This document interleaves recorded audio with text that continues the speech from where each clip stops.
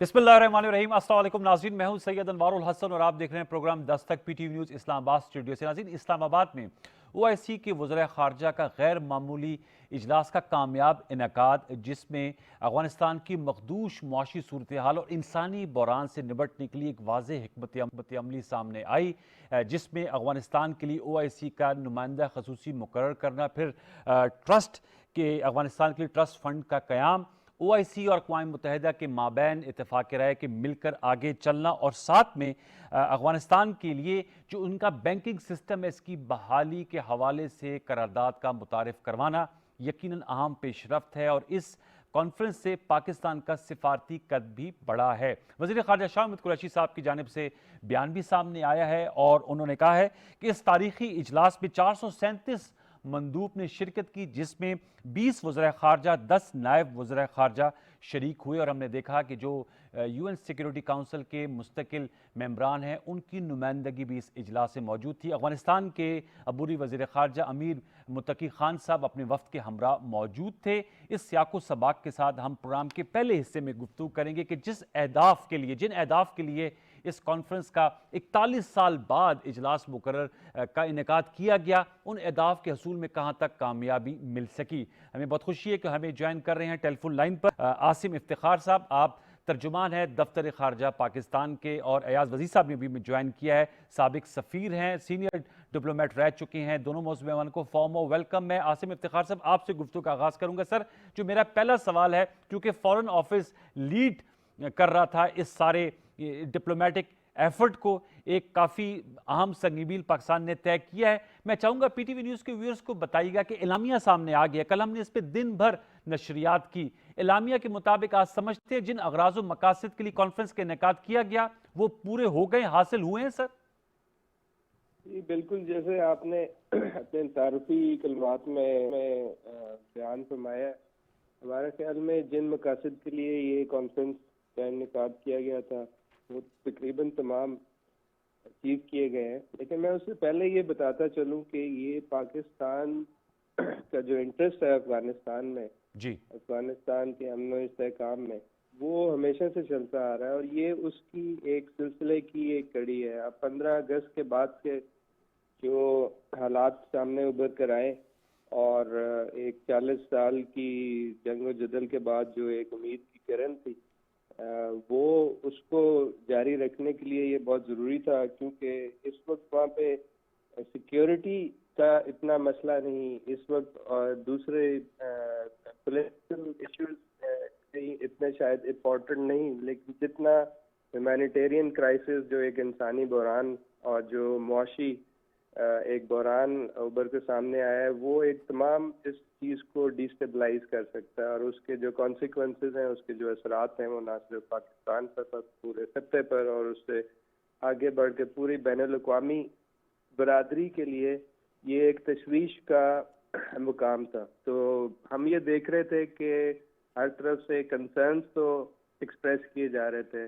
जी, United Nations की agencies ने ये बिल्कुल हौलनाक किस्म की शुमारियात भी पेश की कि किन मुश्किलात का सामना है अफगान अवाम को, और दूसरे ममालिक ने भी उसकी तायीद की, लेकिन सामने नहीं कोई आ रहा था, कोई ऐसा प्लेटफॉर्म नहीं था। तो मेरे ख्याल में ओआईसी ने जो अहम किरदार अदा किया वो ये एक किस्म की लीड प्रोवाइड की, और ये जो कॉन्फ्रेंस थी जो कि हंगामी बुनियादों पर जिसका इनेकाद पाकिस्तान ने किया, उसने एक वाइडर प्लेटफॉर्म प्रोवाइड किया है इंटरनेशनल कम्युनिटी को। आप उसकी पार्टिसिपेशन की सूरत में देखें कि 70 से ज़्यादा इसके अंदर डेलीगेशन शामिल थे। इसके अंदर अक़वाम मुत्तहिदा और उसकी agencies, international financial institution, P5, दूसरे अहम ममालिक।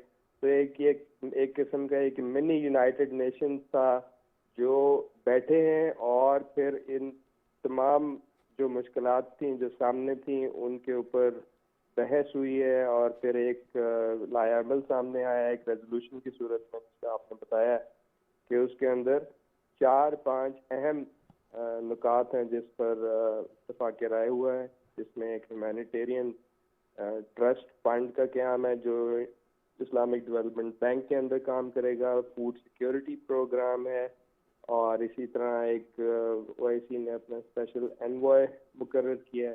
اور باقی جو اہم مشکلات جن کا سامنا ہے جس میں بینکنگ چینل کو جی جو ایکسیس کا ایشو ہے اس کو ڈسکس کیا گیا ہے. جو ایک فائنینشیل کرنچ ہے, جو لیکوڈیٹی کرنچ ہے, اس کو ڈسکس کیا گیا. اور پھر یہ بات ایک بڑا واضح پیغام دیا گیا اس کانفرنس کے ذریعے کہ جو سینکشنز ہیں, جو پابندیاں جو پچھلی چلتی آ رہی ہیں, وہ رکاوٹ نہیں ہونی چاہیے اس وقت افغانستان کو ہیومینیٹیرین اسسٹنس پرووائڈ کرنے کے لیے.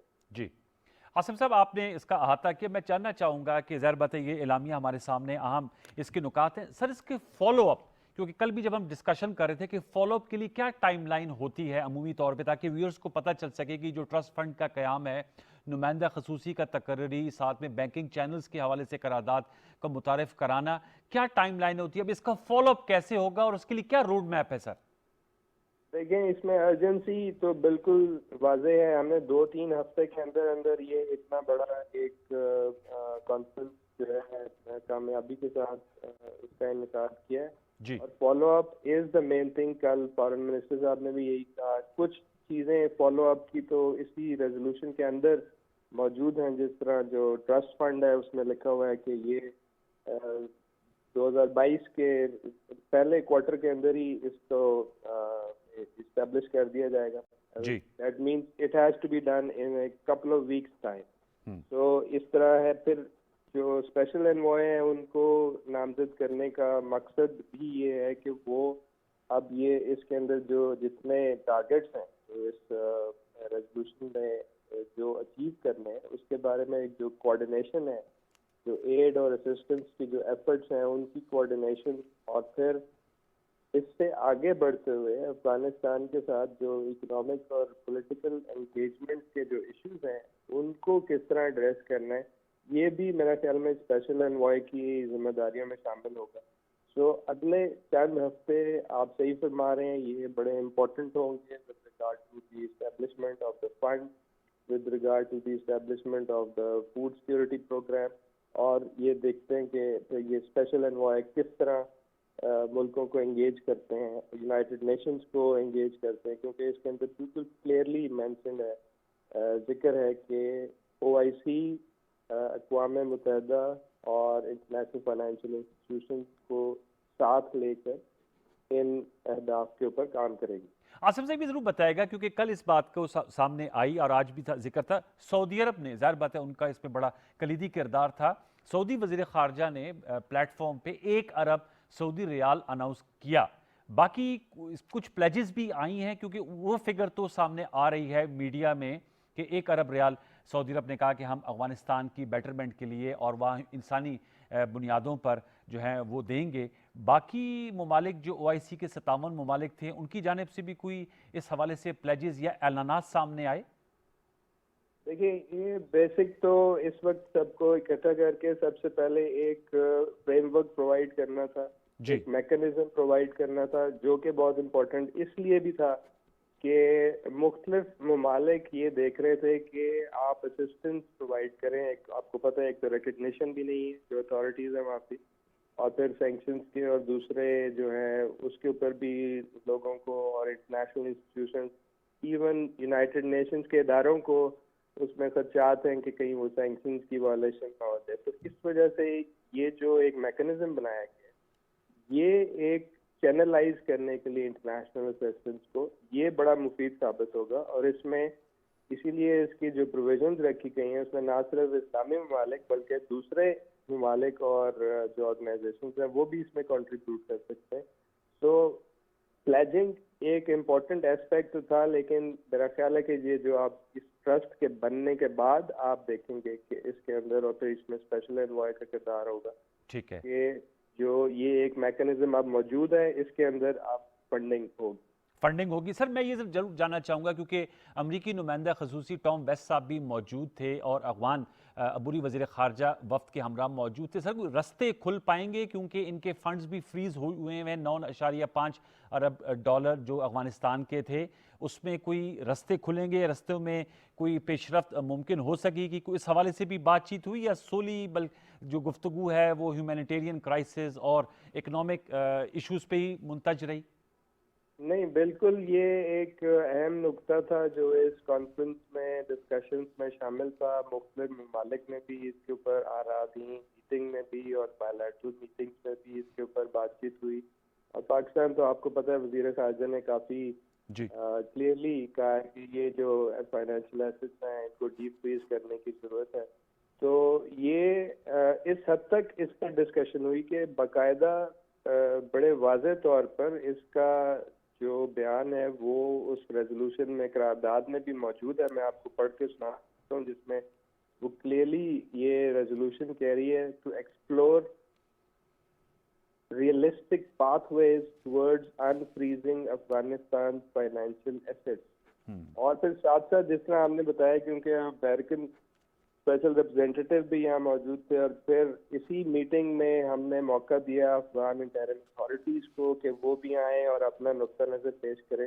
تو یہ جو ایک وائڈر پلیٹ فارم تھا یہ اس اپنے پرسپیکٹو میں اگر آپ اس کو دیکھیں کہ اس نے ایک موقع فراہم کیا وائڈ ایک انٹرنیشنل کمیونٹی کو اپنی ایکسپیکٹیشنز کا اظہار کرنے کے لیے with regard to the Afghan authorities. اور پھر کیونکہ ہم نے افغان اتھارٹیز کو بھی اس میں پریزنس ان کی انشور کی تو انہوں نے بھی اپنا نقطہ نظر پیش کیا. تو یہ جو ہم چاہ رہے ہیں کہ انگیجمنٹ جو ایک قسم کا ڈائلاگ, تاکہ آپ کو پتہ ہو کہ ایک سائڈ سے لوگ کیا کہہ رہے ہیں, کیا ایکسپیکٹیشنز ہیں, افغان اتھارٹیز کو کیا کرنا چاہیے اور دوسری سائڈ سے وہ کیا کہہ رہے ہیں.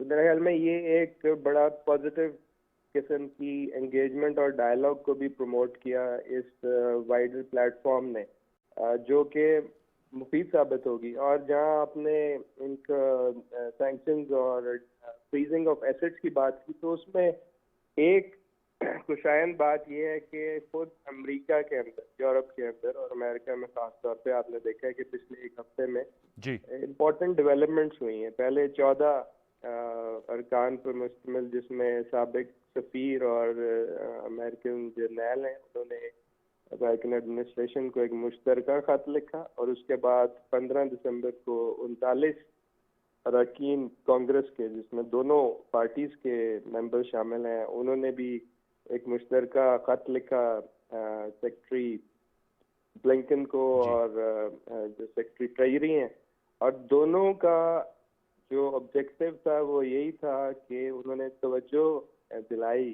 امریکن ایڈمنسٹریشن کی اور ان کی ذمہ داری کی طرف کہ جو افغانستان میں جو ہیومینیٹیرین کرائسس ایک شدت اختیار کر کے اس کو ایڈریس کرنے کے لیے خاص طور پر جو فائنینشیل اسسٹنس ریکوائرڈ ہے, جو سیلریز اور دوسرے ہیومینیٹیرین اسسٹنس, اور جہاں پھر ایک سینکشنز کا بھی ایک خطرہ جو اس میں ایلیمنٹ موجود ہے, تو انہوں نے یہ ریکمینڈ کیا, کلیئر ریکمنڈیشن دی دونوں گروپس نے یو ایس ایڈمنسٹریشن کو کہ وہ کوئی راستے نکالیں جس کے ذریعے افغان عوام کے جو اپنا پیسہ جو فریز ہوا ہے اس کو کس طرح پراپر طریقے سے وہ چینلائز کر کے ان مشکلات کا سامنا کرنے کے لیے ان کو فراہم کر سکتے ہیں. چلیں, بہت بہت شکریہ عاصم افتخار صاحب.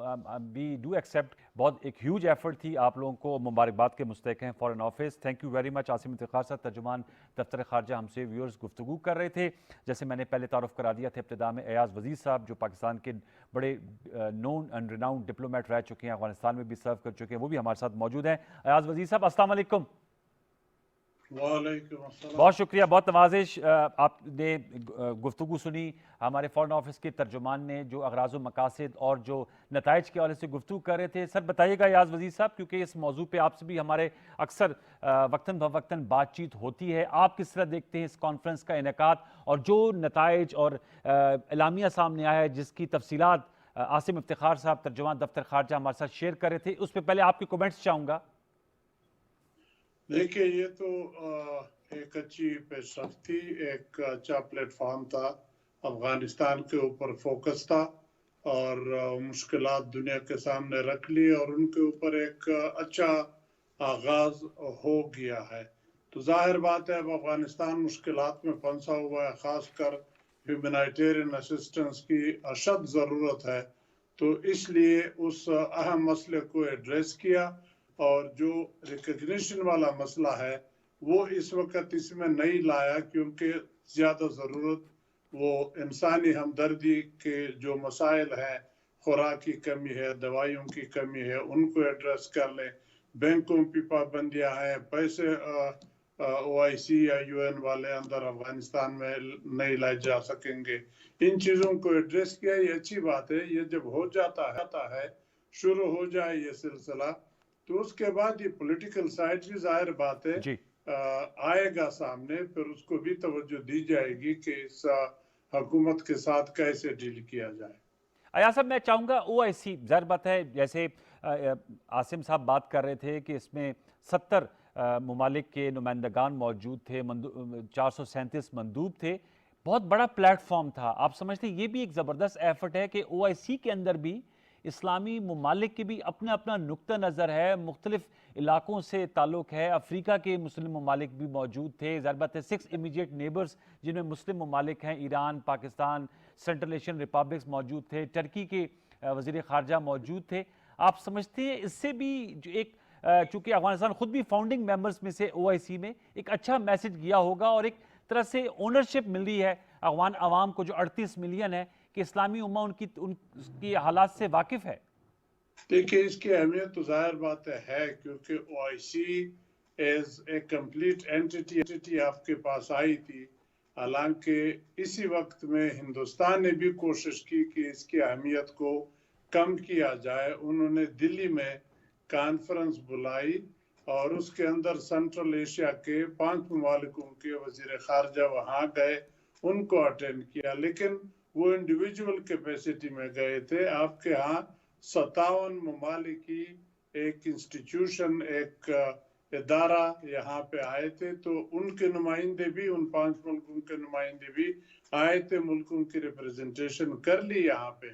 تو اس کی اہمیت سے انکار ظاہر بات ہے نہیں کیا جا سکتا، لیکن اس پہ 100% تکیہ کرنا بھی اس لیے زیادہ ہوشیاری کی بات نہیں ہے کہ OIC، اکثر لوگ کہتے ہیں کہ ایک مردہ گھوڑا ہے.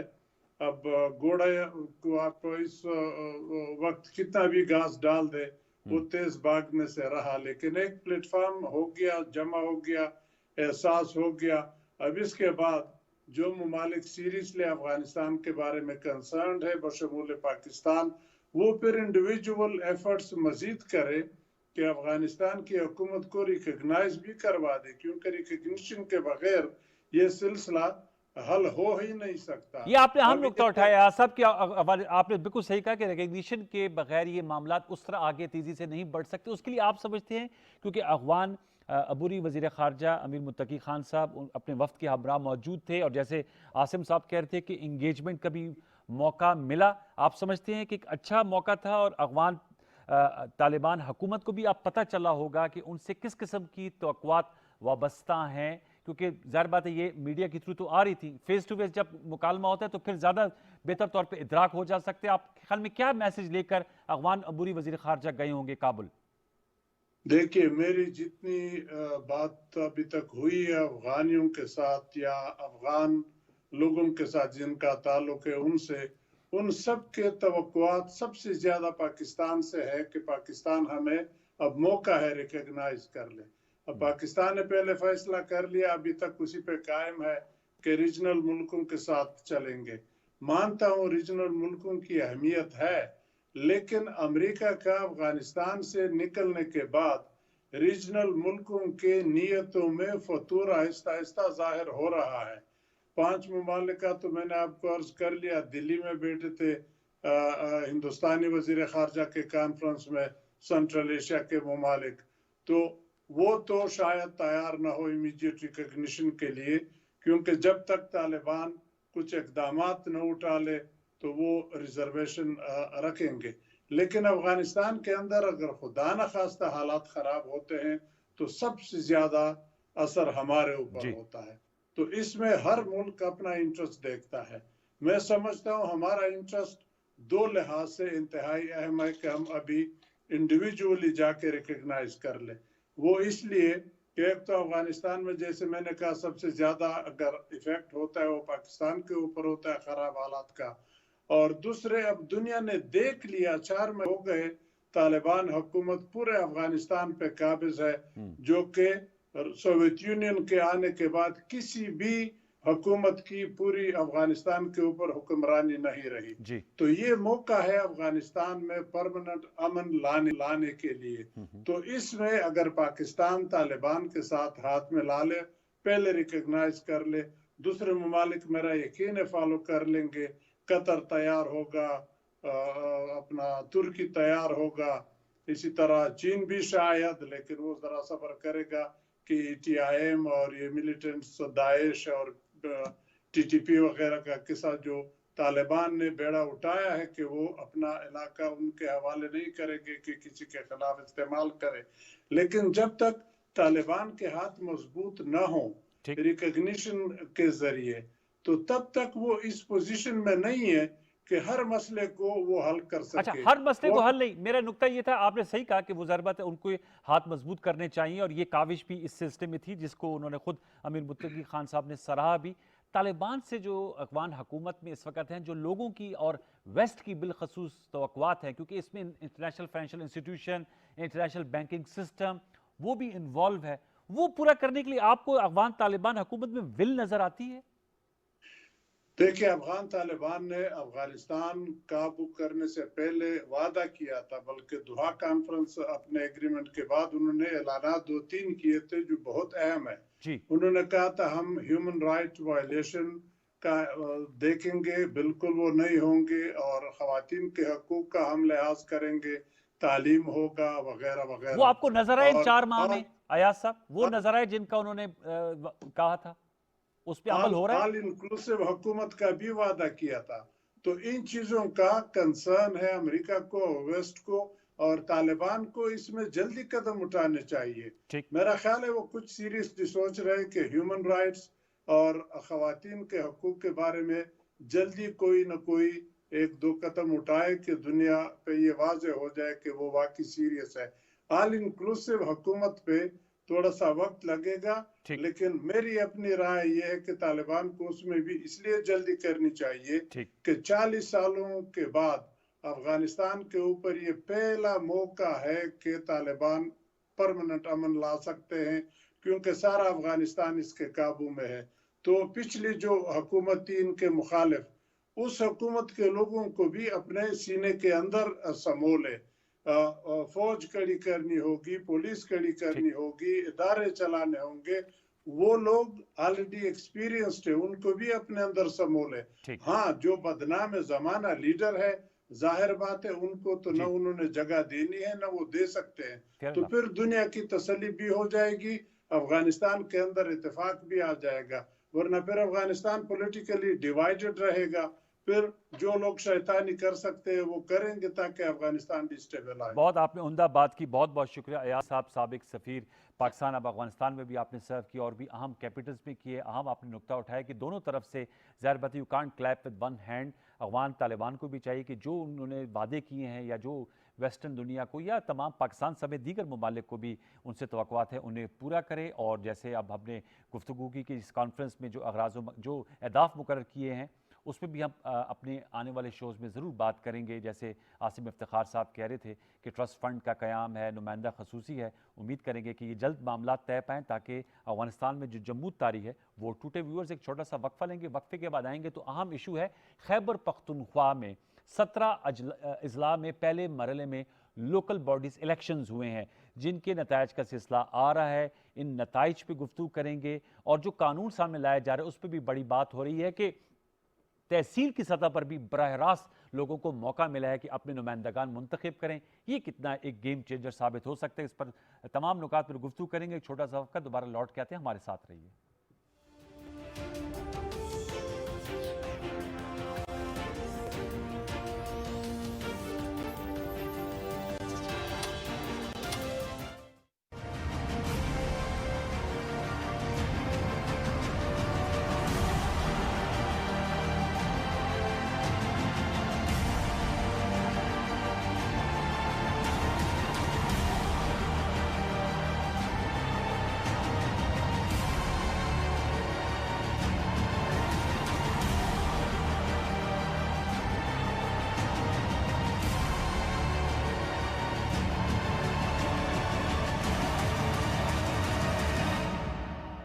No country has suffered as much as Afghanistan.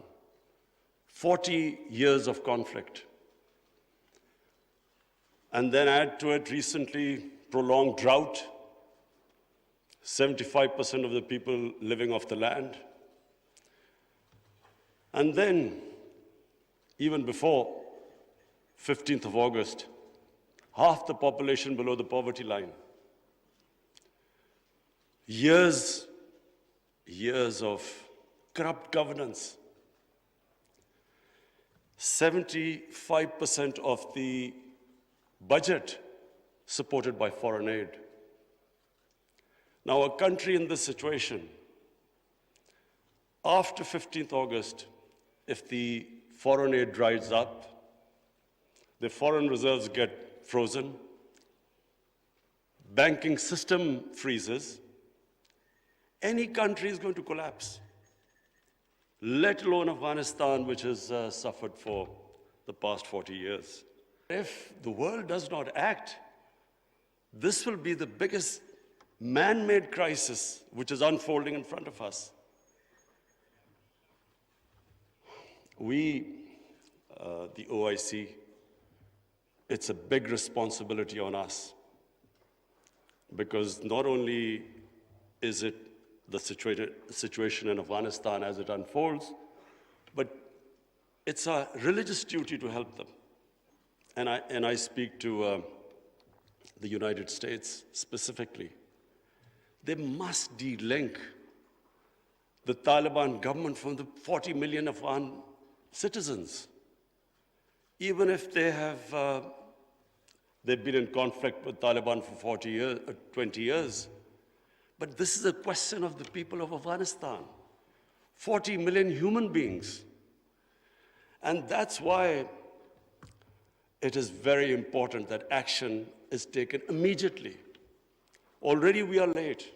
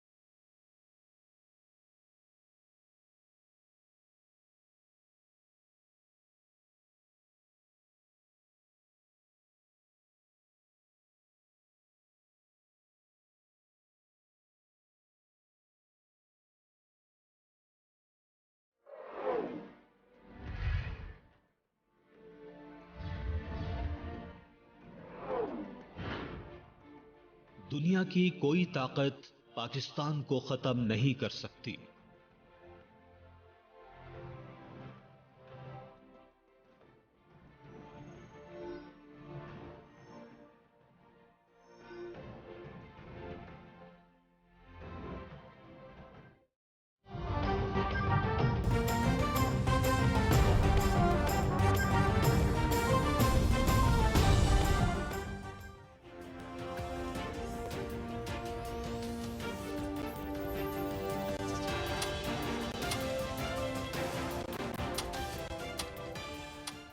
Welcome back viewers. Khyber Pakhtunkhwa में पहले मरहले में 17 अजला में इंतखाब हुआ। लोकल बॉडीज़ का 1,26,68,000 रजिस्टर्ड वोटर्स हैं जिन्होंने अपना हक राय दही इस्तेमाल किया और गैर हतमी गैर सरकारी नताइज के मुताबिक जमीयत उलमा इस्लाम फजल रहमान ग्रुप के जो उम्मीदवार हैं वो लीड कर रहे हैं, यानी उन्हें ज़्यादा सीटें मिल रही हैं। जो अब तक की इतलात हैं, पाकिस्तान तहरीक इंसाफ जो हुक्मरान जमात है खैबर पख्तूनख्वा की, और इसे किला भी समझा जाता है, उन्हें उनका दूसरा नंबर है। आज़ाद उम्मीदवार और ANP अवामी नेशनल पार्टी का तीसरा नंबर। PMLN को 3 नशस्तों का खबर है कि मिली है, जबकि पीपल्स पार्टी 1, जमात इस्लामी 2 और एक तहरीक इस्लाहात भी जमात है अलहाज शाहजी गुल अफरीदी साहब की, जिनको 1 नशस्त मिली है। اس پہ مختلف تجزیے اور تبصرے ہو رہے ہیں. ظاہر سی بات ہے کہ 6 سال کے وقفے کے بعد یہ الیکشنز ہوئے ہیں. خیبر پختونخوا میں جو مولانا فضل الرحمان صاحب کی جماعت ہے ان کو میئر چاہے وہ کوہاٹ ہے پشاور میں لیڈ کر رہے ہیں, کوہاٹ انہوں نے ون کر لی ہے, مردان میں ANP نے ون کیا ہے, نوشہرہ میں پاکستان تحریک انصاف نے بازی جیتی ہے. تو اس حوالے سے ضرور ہم گفتگو کریں گے اور جانیں گے کہ جو خیبر پختونخوا کے جو اب تک کے نتائج آئے ہیں اس میں کیا وجہ بنی کہ پاکستان تحریک انصاف کو سیاسی طور پہ دھچکا لگا, اس کی وجوہات کیا ہیں, اور اس کے ساتھ ساتھ جو سیکنڈ مرحلہ ہے اس میں تھوڑا گیپ ہے, تو کیا پارٹیز دوبارہ سے ری پلان اور ری اسٹریٹجائز کریں گی. اس کے لیے ہمیں جوائن کر رہے ہیں مشیر اطلاعات خیبر پختونخوا محمد علی سیف صاحب ٹیلی فون لائن پر موجود ہیں, اور مشتاق یوسف زئی صاحب سینئر جرنلسٹ ہیں, اینالسٹ ہیں, ہمارے ساتھ اسکائپ پر موجود ہیں. دونوں معزز مہمان کو فارمل ویلکم. میں بیرسر سیف صاحب آپ کی اجازت سے ذرا مشتاق یوسف زئی صاحب سے جاننے کی کوشش کرتے ہیں. مشتاق صاحب, جو پہلا مرحلہ ہوا کیا اس پہ آپ کی رائے ہے؟ کچھ انفارچونیٹ واقعات ہوئے, 5 افراد جو ہیں وہ فائرنگ کی وجہ سے تشدد اور حملوں کی وجہ سے ان کی ہلاکت ہوئی, کچھ جگہوں پر انتخاب نہیں ہو سکا, لیکن جو اب تک نتائج آئے ہیں کیا آپ کے اس حوالے سے انالیسز ہیں؟ جی بہت شکریہ. آپ کو پتہ ہے کہ تحریک انصاف کی یہاں پہ حکومت ہے خیبر پختونخوا میں, جی, اور زیادہ امکان یہی تھا کہ شاید تحریک انصاف کو ووٹ پڑ جائے, کیونکہ کچھ ایسے انہوں نے اقدامات کیے ہیں کہ جس سے عام لوگوں کو فائدہ پہنچا ہے. اس میں سر فہرست صحت انصاف کارڈ ہے. تو اس کی جب یہ لانچ ہوئی تو ان کی PTI کی پاپولرٹی میں کافی امپرومنٹ ہوئی تھی, اور عام لوگ تھے, جو غریب لوگ تھے, جن کا تعلق مختلف سیاسی پارٹیوں سے تھا, تو کافی خوش تھے کیونکہ ان کا علاج مہنگے اسپتال میں ہوتا تھا. لیکن یہ جو PTI کو تھوڑی سی مایوسی ہوئی ہے, ان کے امیدواروں کو شکست ہوئی ہے, تو وجوہات کچھ اور ہے. اصل میں یہ جو پارٹی ہے اس وقت, جو MNAs ہے, MPAs ہے, منسٹرز ہے, تو تمام تر ٹکٹس ان کے رشتہ داروں کو ملی ہے اور ان کے چاہنے والوں کو ملی ہے. اور جو پرانے پارٹی ورکرز تھے, جنہوں نے محنت کی تھی, جو خان صاحب سے کئی امیدیں وابستہ کیے ہوئے ہیں, ان کو مکمل طور پر اگنور کیا گیا. دیکھیں ساوی کی مثال لے لیں, اسد کیسر خود اسپیکر ہے, بھائی MNA ہے, MPA ہے, اور اس کا جو بھائی ہے وہ وہاں پہ انہوں نے ان کو ٹکٹ دیا تھا ڈسٹرکٹ ناظم کے لیے. شاہرام ترکئی نے اپنے چچا کو ٹکٹ دیا تھا. اس طرح پشاور میں جتنے بھی ٹکٹس تقسیم ہوئے, شاہ پروان جو ہے کہ گورنر ہے اور خود ان کا بھائی اپنے بھائی حلقے سے ہار چکا تھا, انہوں نے ٹکٹ دیے ہیں. اور یہ جو ڈسٹرکٹ میئر کے لیے الیکشن لڑ تھے رضوان بنگش,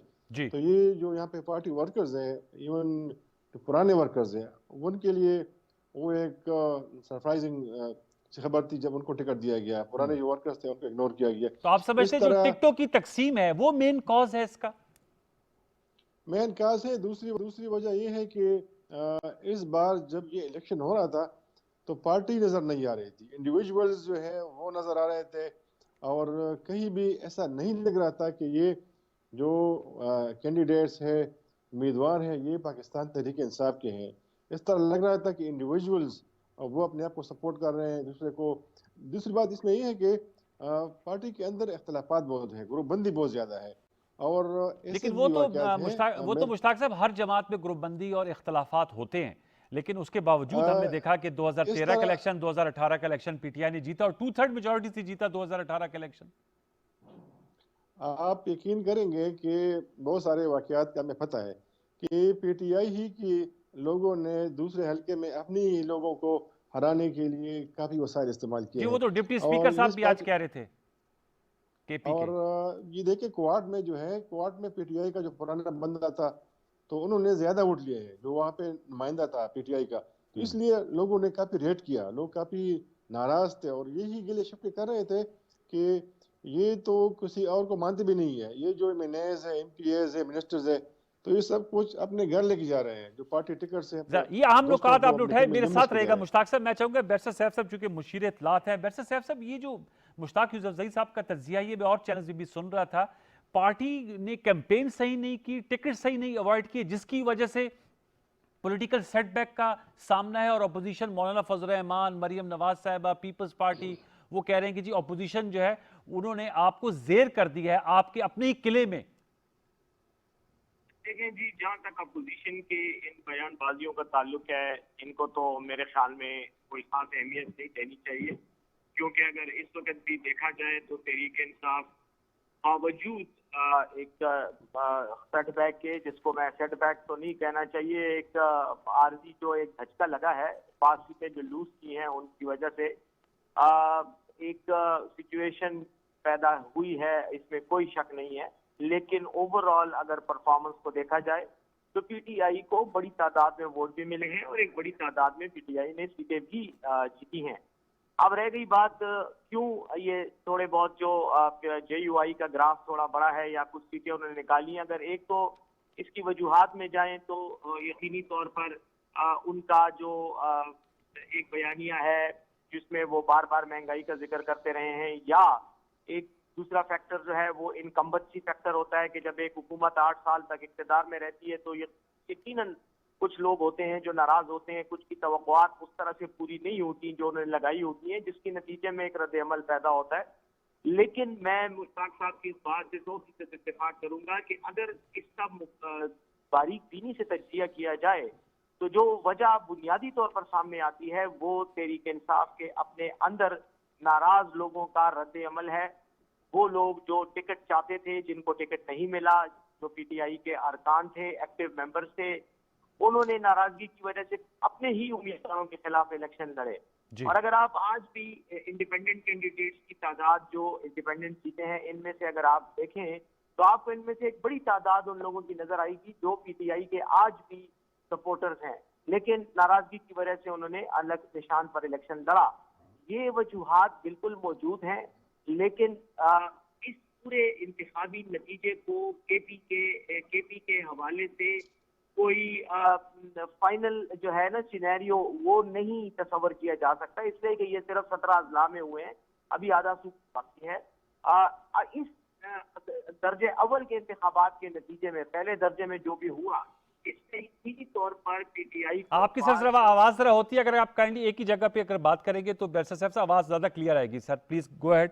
असल में मैं गाड़ी में ट्रैवल कर रहा हूँ और बाहर इसकी वजह से सिग्नल इंटरप्ट हो रहा है। अच्छा जी जी।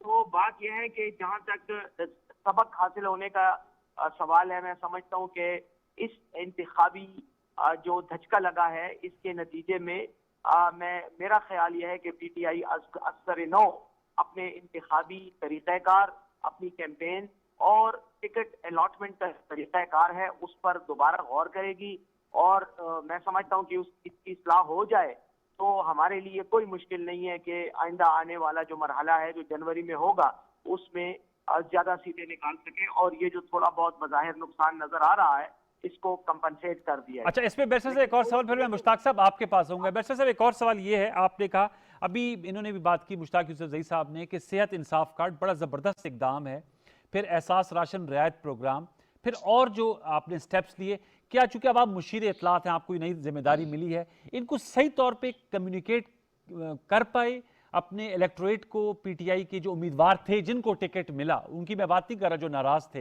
लेकिन जिनको मिला, जैसे उन्होंने बात की कि जो रिजवान बंगर साहब है वो अननोन कमोडिटी थे, वैसे मैं पढ़ रहा था वो बाहर के पढ़े लिखे अर्बन मैनेजमेंट में उन्होंने डिग्री हासिल की है, पेशावर के मेयर के लिए जो आपके उम्मीदवार थे, क्या उन्होंने सही तौर पे कैंपेन वो चला सके, लोगों को बता सके कि क्या इकदाम हो रहे हैं? और ये जो महंगाई की बात आज शौकत यूसुफजई साहब ने भी की है कि ये हमारे लिए बहुत बड़ी वजह बनी, क्योंकि अक्सर प्राइम मिनिस्टर इमरान खान साहब भी कहते हैं कि महंगाई की वजूहत कोविड है। क्या ये पैगाम सही तौर पे रेजोनेट हो सका इलेक्टोरेट में? देखिए, पहली बात तो यह है कि जो बल्दियाती इंतखाबात का अमल कल मुकम्मल हुआ है, पहला मरहला ये अदालत के कहने पर, अदालत के अहकाम के तहत हुकूमत को कराना पड़ा। हुकूमत मुकम्मल तौर पर तैयार नहीं थी और हुकूमत के लिए भी ये एक अचानक इकदाम था। जितना भी हो सका उस वक्त अदालती अहकाम पर अमल दरामद करते हुए ये इलेक्शन जो है वो कराया गया। कैंपेन का भी उतना टाइम नहीं मिल सका जितना मिलना चाहिए था। जहाँ तक इन इस्लाहात का ताल्लुक है, मेरे ख्याल में अवाम इससे बखूबी आगाह है, लेकिन शायद मजीद भी इसमें जो है कैंपेन में इसको एक ज्यादा हाईलाइट तरीके से इसको उठाना चाहिए था। बहरहाल इसके अलावा भी अनवार साहब कुछ ऐसी चीजें हैं जो हमें मद्देनजर रखनी चाहिए। इंसाफ सेहत कार्ड तो एक इतना इनकलाबी प्रोग्राम है کہ ہر پاکستانی جس کے پاس شناختی کارڈ ہے اس کی جیب میں 10 لاکھ روپے کا چیک پڑا ہوا ہے. جی. خدا نخواستہ کسی کو کی بیماری لاحق ہو جائے تو وہ اپنا علاج 10 لاکھ روپے تک کرا سکتا ہے. لیکن صرف یہی نہیں, انصاف راشن پروگرام ہے جس کے 33% شیخ اردونوش پہ رعایت دی جا رہی ہے. اس کے علاوہ نوجوانوں کو قرضے اور تعلیمی وظائف کی مد میں. تو میں یہ سمجھتا ہوں یہ وہ تمام انقلابی اصلاحات ہیں جو کے پی کے عوام جس سے باخبر بھی ہیں, اور جس کے نتیجے میں پی ٹی آئی کی جو پرفارمنس ہے, جو وعدے ہیں, وہ ایک قسم کے پورے ہوئے ہیں. لیکن ساتھ ہی ساتھ ایک انقلابی اقدام ہے کہ دوسری مرتبہ خیبر پختونخوا میں الیکشن کرائے گئے ہیں بلدیات کے. اس سے پہلے یہ دیکھ رہے 2 بار دور حکومت میں 2014 میں ہوئے تھے, اس کے بعد یہ الیکشن جی یہ ہو رہے ہیں. اور ساتھ میں جو قبائلی اضلاع کے جو ضم شدہ اضلاع ہیں ان میں 3 اضلاع میں بھی انتخابات کرائے گئے ہیں, اور وہاں کے عوام کو پہلی بار بلدیاتی انتخابات. یہ ہم نقطہ آپ نے اٹھایا. میں آؤں گا بیرسا صاحب دوبارہ اب اس کے نظام کے حوالے سے بات کریں, لیکن میں مشتاق یوسف صاحب ایک اور سوال میرے ذہن میں آ رہا ہے کہ جو مولانا صاحب کی جماعت کو, ظاہر بات ہے ایم ایم اے کی 5 سال حکومت رہی خیبر پختونخوا میں, لیکن وہ پھر ریپیٹ پرفارمنس نہیں کر پائے اور پھر وہاں پر پاکستان تحریک انصاف کی حکومت آئی. یہ جو ووٹ سوئنگ ہوا ہے یہ پیپلز پارٹی کو نہیں پڑا, اے این پی کو اس طرح نہیں پڑا, نون لیگ کو نہیں پڑا, مولانا صاحب کی جماعت کو پڑا ہے. اس کی کیا وجہ ہے آپ کے خیال میں؟ اصل میں آپ کو پتہ ہے کہ مولانا صاحب کافی ایکٹیو ہیں اور ان کی جماعت کافی ایکٹیو ہے پورے صوبے میں, اور وہ بالکل آرام سے نہیں بیٹھے ہیں. تو اس لیے وہ کافی رابطے میں رہتے ہیں. یہ تو ان کے پاس علماء ہیں اور ان کے پاس ممبر بھی ہے, اور جو جاتے ہیں جنازوں پہ وہاں پہ اسپیچ کرتے ہیں, تو ان کے پاس ایک پلیٹ فارم ہے. اور آپ کو پتہ ہے کہ ہمارے ہاں تعلیم کی بھی بہت کمی ہے اور وہ کافی ماہر ہیں ان چیزوں میں. تو پھر جو آپ کو پتہ ہے کہ مہنگائی بہت زیادہ ہے اور یہاں پہ روزگار کا بھی مسئلہ ہے. تو میرے خیال میں انہوں نے کیش کیا, کچھ حکومتی کمزوریاں تھی انہوں نے کیش کیا. حالانکہ میرا سوال تھا صرف انہوں نے کیوں کیش کر پائے؟ پیپلز پارٹی نے بڑی کیمپین چلائی, پی ایم ایل این موجود تھی, اے این پی بڑی پرانی جماعت ہے. سوال یہ تھا کہ حکومت کی کمزوری کو ان کیش مولانا صاحب کی جماعت نے کیسے کر لیا اور انہوں نے نہیں کیا؟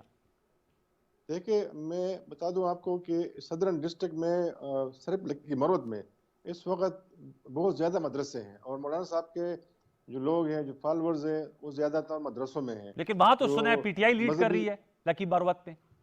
نہیں, لکی مروت میں دیکھیں اگین یہ پی ٹی آئی جو وہاں پہ اختلافات تھے, ہشام انعام اللہ جو سابق صوبائی وزیر تھے, اور امین جو گنڈاپور صاحب ہے جو وفاقی وزیر ہے, انہوں نے تمام صدرن ڈسٹرکٹ میں جتنے بھی جنوبی اضلاع ہے سارے ٹکٹس علی امین گنڈاپور نے تقسیم کیے تھے. تو دیکھیں پھر کیا ہوا کہ وہاں پہ جو 4 نشستیں ہیں پی ٹی آئی کی ہی ہشام انعام اللہ نے آزاد امیدوار جو کہ سلیم سیف اللہ فیملی نے کھڑے کیے تھے ان کی حمایت کی, اور 4 جیت گئے. تو اگین یہ کچھ جگہوں پہ واقعی پاپولرٹی ہے مولانا فضل الرحمان صاحب کی, جمعیت علماء اسلام کی, اے این پی کی جس مردان میں ہے.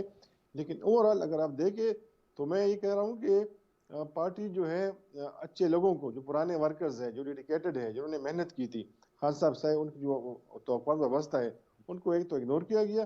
دوسرا یہ انہوں نے کلیکٹیولی کمپین نہیں چلائی اور صرف اپنے اپنے لوگوں کو. اب یہ جو پشاور کے حوالے سے مجھے بتائے گا اب کیا ڈیٹ ہے؟ پہلے تو الیکشن کمیشن صوبائی نے کہا کہ زبیر علی جو فرزند ہیں غلام علی صاحب کے اور مولانا فضل الرحمان صاحب کے داماد ہیں, وہ اب حتمی طور پہ غیر سرکاری میں جیت گئے ہیں یا ابھی بھی ووٹ کاؤنٹ ہو رہا ہے؟ ابھی تک تو جو نتائج جو ہیں موصول ہوئے ہیں تو زبیر علی جو کہ جمعیت علماء اسلام سے ان کا تعلق ہے, وہ ان کو ڈکلیئر کیا گیا کہ وہ جیت چکے ہیں, کیونکہ ان کے ووٹ تقریباً 60,000 کے لگ بھگ ہیں. اور ابھی جو نئی ویڈیو آئی ہے غلام علی صاحب جو کہ زبیر علی کے والد صاحب ہے, ان کے بارے میں بتایا جا رہا ہے کہ فضل الرحمان صاحب کے بڑے کلوز ہے, اور یہ فضل الرحمان صاحب کے داماد بھی ہے. انہوں نے ویڈیو میں خود کہا ہے جو غلام علی صاحب ہے کہ میں نے 20 کروڑ روپے لگائے ہیں, اور یہ ویڈیو میں کہہ رہے ہیں. تو آپ کو پتہ ہے کہ انوار صاحب شہروں کے اندر الیکشن لڑنا بہت ہی مشکل کام ہے, اور یہ صرف پیسے والے کر سکتے ہیں. تو کچھ ایسی بھی اطلاعات ہیں کہ پرائم منسٹر عمران خان صاحب نے اس کا نوٹس بھی لیا ہے, انکوائری بھی آرڈر ہوئی ہے, کیونکہ ایسی بھی شکایت ملی ہے کہ کچھ لوگوں نے پیسے دیے ہیں ٹکٹ خریدنے کے لیے.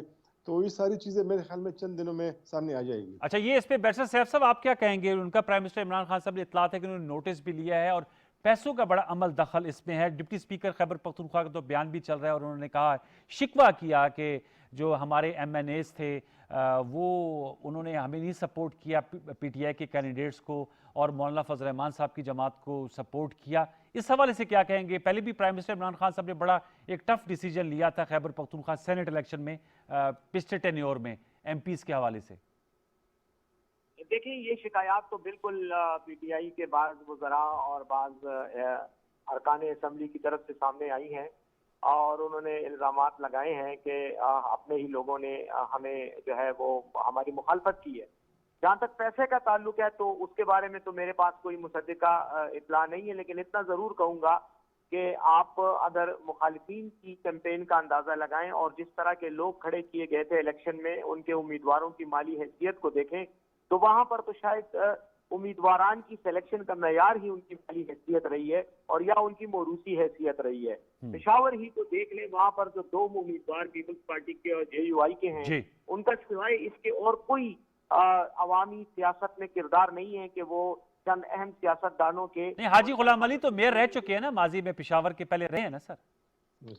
हाजी गुलाम अली रहे हैं ना, मैं यही कहना चाह रहा था ना कि वो उनके बेटे का तो कोई रोल नहीं रहा ना, वो तो वालिद साहब ही की सरपरस्ती में नौजवान लड़का है, उसके पास तो इतना एक्सपीरियंस नहीं है। यही मोरूसी सियासत की यही अलामात होती है ना कि वालिद का सियासी कैपिटल जो है वो औलाद कैश करती है। और उसके अलावा आपने देखा होगा कि सोशल मीडिया पर वायरल वीडियोज हैं जिसमें बाकायदा धड़ल्ले से ऐलानात किए जा रहे हैं और दावे किए जा रहे हैं कि हमने करोड़ों रुपए खर्च किए हैं इन इलेक्शंस पे। तो मैं इस किस्म की चीजों को सिर्फ इससे हाईलाइट कर रहा हूँ कि पैसे का इस्तेमाल तो अपोजिशन के तरफ से ठीक ठाक हुआ है।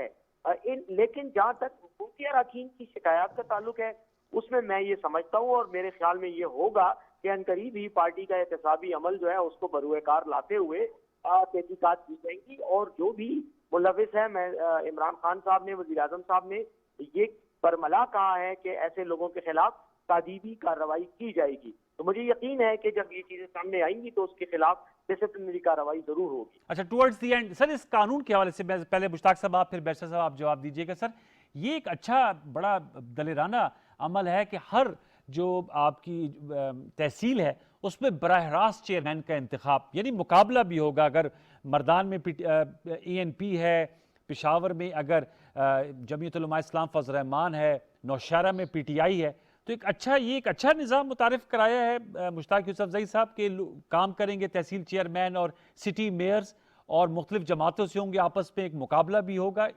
डायरेक्ट इलेक्शन एक अच्छा इकदाम है। जी बिल्कुल, यकीनन। असल में काफ़ी मुश्किल मरहला था तमाम उम्मीदवारों के लिए, क्योंकि देखिए तकरीबन 1 MPA के लगभग उन्होंने वोट लिए हैं कुछ जगहों में। तो मेरे ख्याल में ये एक अच्छा इकदाम है। काफ़ी मेहनत करनी पड़ी तमाम उम्मीदवारों को और इसीलिए तकरीबन तमाम पार्टीज़ ने बहुत ही संजीदा किस्म के लोग, जिनके पास पैसा भी हो और जिनके पास वसाइल भी हो, उनको टिकट दिए थे, क्योंकि उनको पता था कि ये तहसील लेवल और ये मेयर और ये डिस्ट्रिक्ट मेयर इलेक्शन जीतना आसान काम नहीं है। और आपने देखा कि जिन्होंने मजाक किया था, जिन्होंने टिकट में हेराफेरी की थी और टिकट को मेरिट पे नहीं दिया था, तो रिजल्ट आपके सामने। जी, मैं बैरिस्टर साहब आप सर क्या कहेंगे? ये निज़ाम जो है ये ज़ाहिर बात इसकी तारीफ करना ज़रूर चाहिए। जो जीते जो हारे, इलेक्शन है, कोई जीतता है कोई हारता है, लेकिन जो एसेंस है, असास है इस निज़ाम की, वो एक अच्छा निज़ाम है। और जो बात प्राइम मिनिस्टर इमरान खान साहब हमेशा कहते हैं, इख्तियारात की निजी सतह तक मुंतकिली, आप इंशाल्लाह दूसरा मरहला मुकम्मल होगा तो सही मानों में जब इख्तियारात की मुंतकिली होगी तो आवाम जो है वो बराह रास्त अपने तहसील चेयरमैन और सिटी मेयर से पूछ सकते हैं कि हमारे की फलाह के लिए आप क्या काम कर रहे हैं। देखें, बिल्कुल जी, जमहूरी निज़ाम के इस्तेहकाम के लिए बल्दियाती निज़ाम जो है ये एक बुनियादी इकाई और एक असासी हैसियत रखता है। ये बहुत इम्पोर्टेंट निज़ाम है क्योंकि अवाम के मसाइल उन्हीं की दहलीज पर, उनके दरवाजे पर हल होते हैं और जो नुमाइंदे इलेक्ट होते हैं वो चूंकि लोकल लेवल पर इलेक्ट होते हैं, उनका अवाम से बराह रास्त रब्ता होता है, तो उसकी बहुत बड़ी एक अहमियत है। और मैं ये समझता हूँ कि इमरान खान साहब का जो विजन है पाकिस्तान को तब्दील करने का, ये उस सिलसिले में बहुत बड़ी पेशरफ्त है। और आप देखेंगे इंशाल्लाह कि जब ये निज़ाम मुकम्मल होगा तो यहाँ पर बुनियादी तब्दीली आएंगी और आवाम को उनके हुकूक اور ان کے جو وسائل جو ہیں وہ ان کے ڈور سٹیپ پہ. وہ ان کی دہلیز پر ہیں. بہت بہت شکریہ بیرسٹر محمد علی سیف صاحب، آپ نے ہمیں جوائن کیا. مشیر اطلاعات خیبر پختونخوا، اور مشتاق یوسف زئی صاحب سینئر جرنلسٹ اینالسٹ جو ہم سے گفتگو کر رہے تھے اور اپنا تجزیہ پیش کر رہے تھے. ویورز، یہ پہلا مرحلہ ہے، اب دوسرا مرحلہ جنوری میں ہوگا. اس میں ناخوشگوار واقعات بھی ہوئے.